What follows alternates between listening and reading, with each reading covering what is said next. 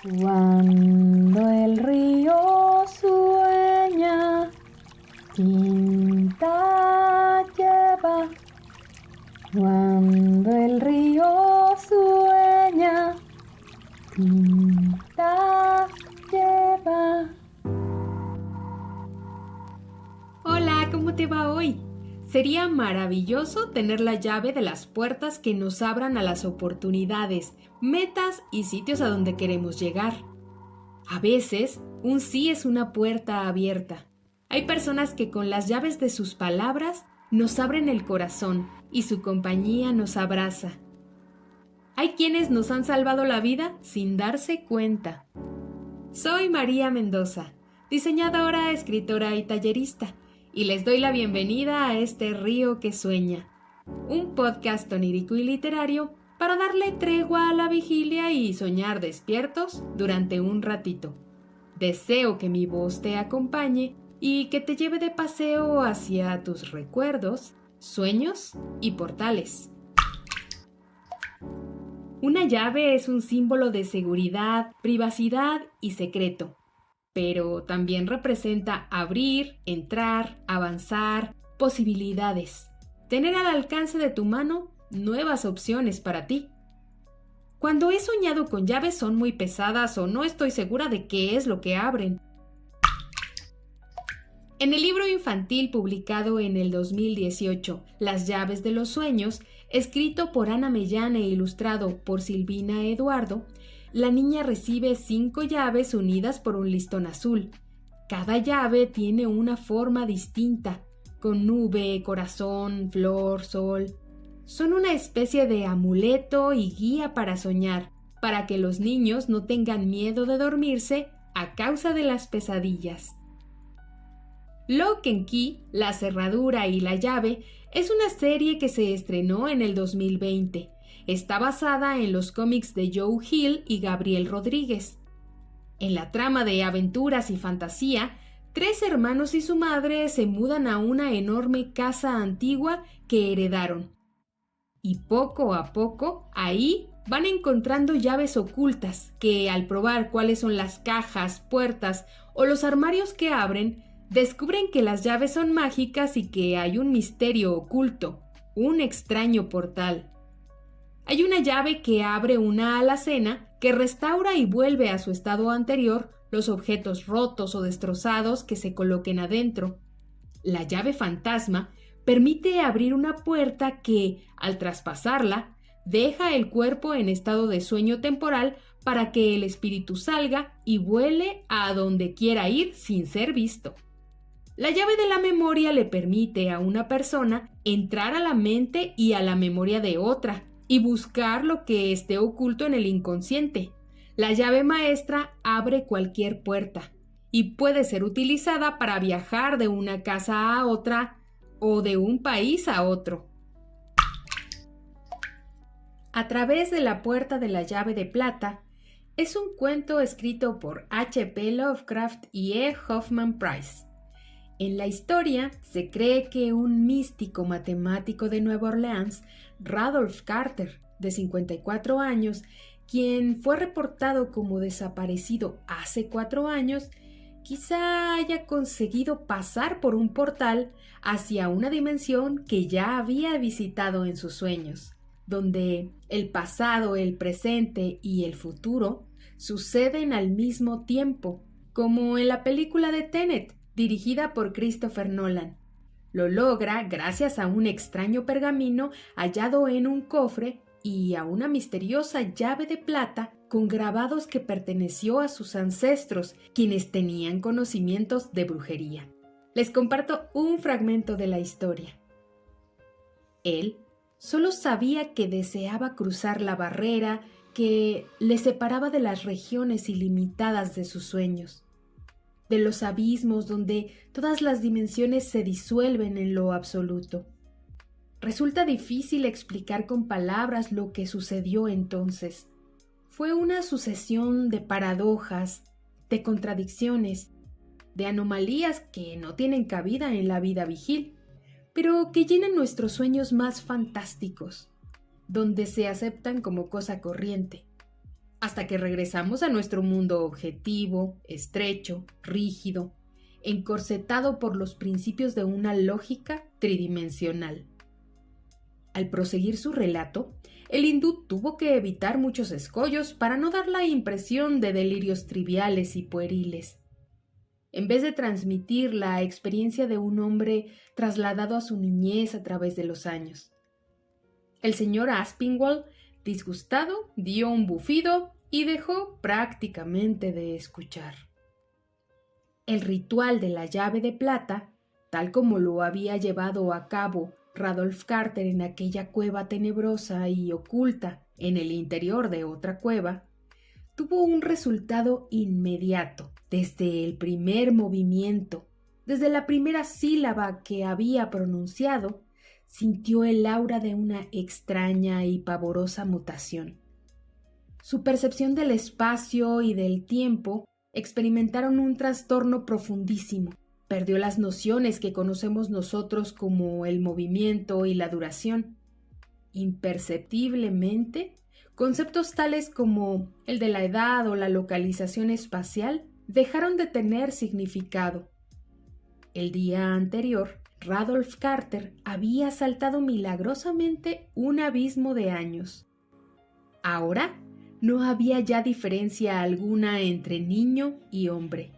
Solo existía la entidad Radolf Carter, dotada de cierta cantidad de imágenes que habían perdido ya toda conexión con las escenas terrestres y las circunstancias con las que habían sido adquiridas. Poco antes estaba en el interior de una caverna, en cuya pared del fondo parecían destacarse vagamente los trazos de un arco monstruoso y de una mano gigantesca esculpida. Ahora no había ya ni caverna ni ausencia de caverna, ni paredes ni ausencia de paredes. Solo había un fluir de sensaciones no tanto visuales como cerebrales, en medio de las cuales la entidad que era Radolf Carter captaba y archivaba todo lo que su espíritu percibía, aún sin tener la clara conciencia de cómo tales impresiones llegaban hasta él.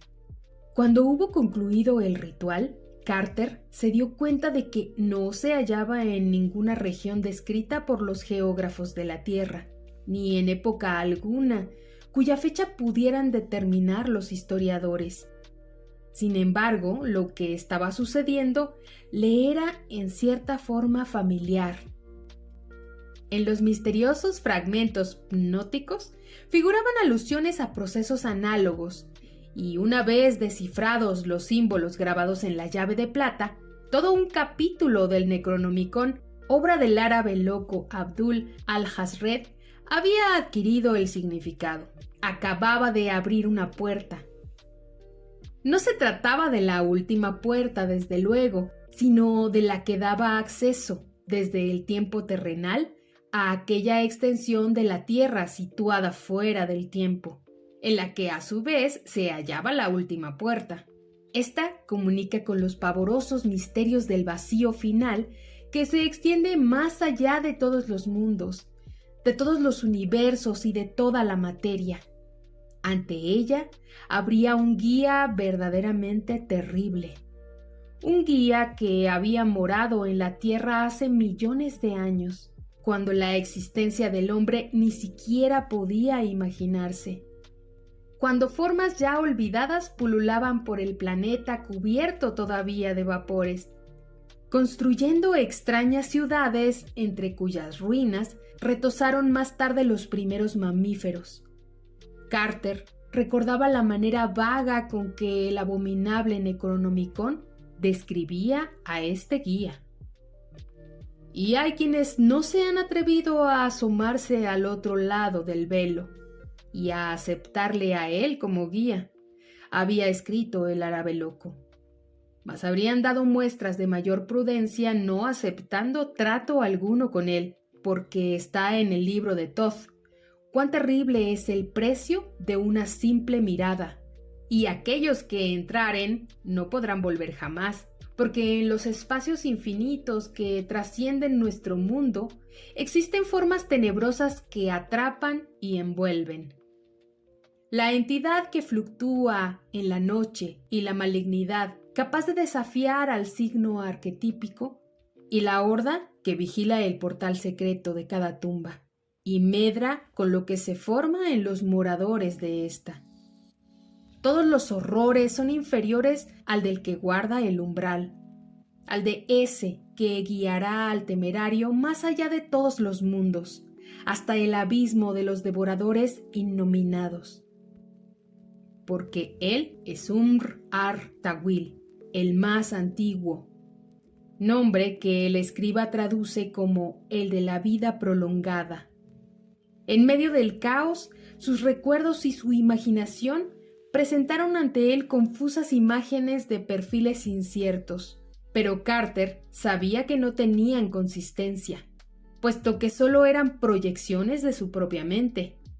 Pero también se daba cuenta de que esas imágenes no habían aparecido en su conciencia por azar, sino más bien a causa de la realidad inmensa, inefable y sin dimensiones que le rodeaba, la cual se esforzaba por expresarse en los únicos símbolos que él podía comprender. Ningún espíritu de la Tierra es capaz de captar directamente, sino por símbolos, las formas indecibles que se entrelazan en los tortuosos abismos exteriores al tiempo y a las dimensiones que conocemos. Más adelante se narra el encuentro de Carter con el guía temerario y unos seres primigenios que deben dormir para que el protagonista alcance la última puerta a través del sueño de estos personajes. No se lo pierdan. La siguiente lectura, Puertas, está basada en un sueño que tuve hace algunos años. Les comparto un fragmento de la historia. La mayoría de la gente daba la espalda a las 8 puertas metálicas, grises, cafés, beige o blancas, que estaban separadas entre sí por un pequeño espacio de pared. Algunas tenían 1 o 2 escalones o tapetes de fibras decorados con flores, pasto de plástico, letreros de bienvenidos o con la frase "Mi casa es tu casa". Todas las puertas estaban cerradas con llave excepto la mía, que no tenía tapete. Dije que yo tampoco podía abrirla y me creyeron porque varias personas intentaron mover la perilla que no se dio. Pegamos la oreja cada quien a su puerta sin conseguir escuchar nada. Gritamos, golpeando con los puños, dando patadas, por si del otro lado hubiera alguien que oyera el ruido y quitara el seguro de alguna chapa. Estábamos aburridos, sentados en el piso bajo la luz amarillenta de 3 lámparas fluorescentes. Después de haber agotado las pláticas de temas triviales como el clima, decir nuestra edad, profesión y lo obvio que ahí no había wifi ni contactos eléctricos para cargar la batería de los celulares, alguien sugirió que buscáramos en las paredes, debajo de los tapetes y por si hubiera algún compartimento oculto con alguna llave. Palpamos cada centímetro de las paredes y el marco de las puertas. Los muchachos más altos, uno moreno y otro pelirrojo, bajaron las cubiertas de las lámparas, pero no había nada. Pensé que ninguna persona de las que estábamos ahí llamaría la atención en la calle. Nuestro grupo estaba formado por oficinistas, conductores de taxi, empleados de mostrador, de tienda y restaurante. El rango de edades iba de los 21 a los 42 años. Nadie era demasiado feo ni muy atractivo. Vestíamos jeans, pantalones deportivos y playeras. Algunos iban de tenis o con zapatos cómodos. Me dio la impresión de que podríamos ser vecinos o familiares lejanos y coincidir en una sala de cine o en el supermercado sin reconocernos. Puse mi mochila en el piso. No tenía sentido seguir cargándola en la espalda. Traté de leer el libro que llevaba, La ladrona de libros, pero no pude concentrarme. Podrás leer la historia completa en mi libro Premoniciones, disponible en formato digital. La historia de la llave es un relato del libro Crónicas, Cuentos y Leyendas Sonorenses recopiladas por Gilberto Escobosa Gámez. Este libro fue publicado en 1984 por el gobierno del estado de Sonora, México. La historia sucedió al padre de Gilberto en Hermosillo en el año 1898. En aquellos tiempos, Sonora no tenía buena comunicación con el centro de la nación, solo por mar, por el puerto de Guaymas, ya que el ferrocarril Sud-Pacífico hizo traslados por Guadalajara hasta 1927. Mi abuelo y mis tíos fueron a estudiar a San Francisco, California. Allí se encontraba estudiando también mi padre cuando le enviaron un mensaje avisando que el abuelo había sufrido un ataque al corazón. Pero mi papá tenía fiebre a causa de una pulmonía. El médico sugirió que no se le notificara la noticia aún. Mi abuelo sufrió otro ataque y falleció esa misma noche. Al despertar mejorado, mi padre contó a un vecino de cama en el hospital que soñó con mi abuelo 2 noches seguidas, y en el sueño mi abuelo repitió: «Hijo, no lo olvides que en uno de los bolsillos de mi saco he guardado la llave». El abuelo fue sepultado en el cementerio viejo que estaba ubicado en los predios que ocuparon la Jefatura de Policía y la Comisión Federal de Electricidad y Salubridad, hoy en las calles de Zacatecas y Matamoros. Mi padre logró llegar a su casa 8 días después de la muerte del abuelo. Esa noche hubo una reunión familiar y se mencionó que se había extraviado la llave de la caja fuerte, donde estaban las alhajas y los papeles importantes de la familia. 15 años después, cuando muere la abuela, se estaba realizando la mudanza de restos del cementerio viejo hacia el nuevo, y en otra reunión familiar se decidió que mi padre se encargaría de los trámites de la exhumación del abuelo, y en el saco raído, él encontró la llave de la caja fuerte, donde estaba una carta en la que se definía la herencia para cada uno de sus hijos. Otro testimonio más de que hay que tomar en cuenta los sueños que parezcan avisos, porque tal vez lo sean. Según una leyenda de la India, cuando Dios creó a los primeros seres, ellos tomaron la llave de la felicidad y se integraron de nuevo a Él, desapareciendo por completo, por lo que el Creador decidió esconderla. Pero ni el mar ni las montañas le parecían buenos lugares. Así que cuando creó a los humanos, escondió la llave de la felicidad adentro de cada uno, para que no le fuera fácil encontrarla. Hay otra versión que dice que es Dios el que está oculto adentro del corazón de cada humano. ¿Será por eso que la felicidad y la divinidad son interpretadas de distinto modo por cada persona? Mi combo de alegría y felicidad contiene un baño relajante, escribir, cantar, leer, tejer, impartir clases y convivir con personas a las que quiero. Aviva tu ambiente con alegría. Fomenta momentos de felicidad con aromaterapia, combinando aceite de limón, bergamota y neroli en un difusor. Muchas gracias por haber escuchado Cuando el río sueña, tinta lleva. Si deseas apoyar este proyecto, puedes invitarme a un café simbólico dando una aportación voluntaria, comprar mis libros en formato digital o hacer un pedido en mi página de Just, donde encontrarás aromaterapia para descansar mejor, prevenir el insomnio y muchos productos con extractos naturales para cuidarte y consentirte de día y de noche. Si te gustó este episodio, por favor, recomiéndalo, compártelo con tus amigos, deja un comentario y suscríbete. Si quieres contarme alguno de tus sueños, mándalo a podcastelrioquesú@gmail.com y si es seleccionado, podría aparecer en alguno de los próximos episodios. Hasta pronto.